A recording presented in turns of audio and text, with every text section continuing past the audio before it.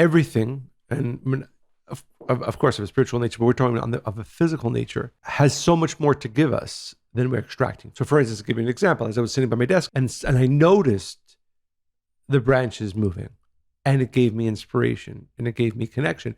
I just as well, and I'm sure I do this many times, right? It's the one time that I'm sharing that I saw and paid attention and really meditated on the movement of the trees. But I'm sure there's hundreds of thousands, if not thousands of times when I and so many of our listeners on the movement, or you actually just you allowed it focused, to move you. Focused. I just focused.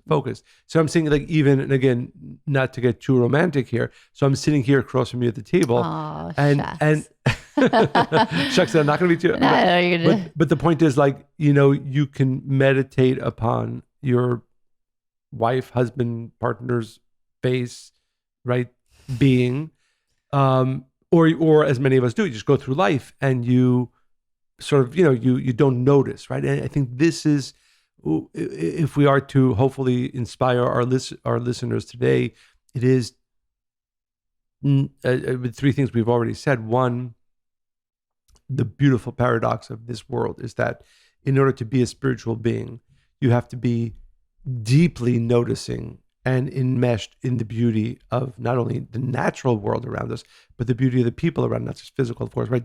Them being around us and taking the time to really just focus on it. And second, the fact that I remember, and I might have shared this in a previous podcast, when I many years ago, I read a meditation book written by a Kabbalistic teacher. And he said that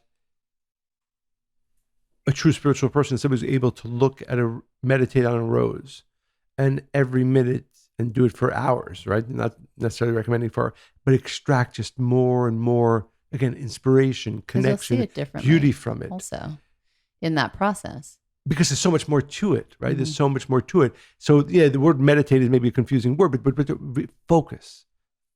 And I think a big problem is that our world, especially the digital world, moves so fast, and there are so many distractions that we're losing our not only ability but even constant awakening to focus on people.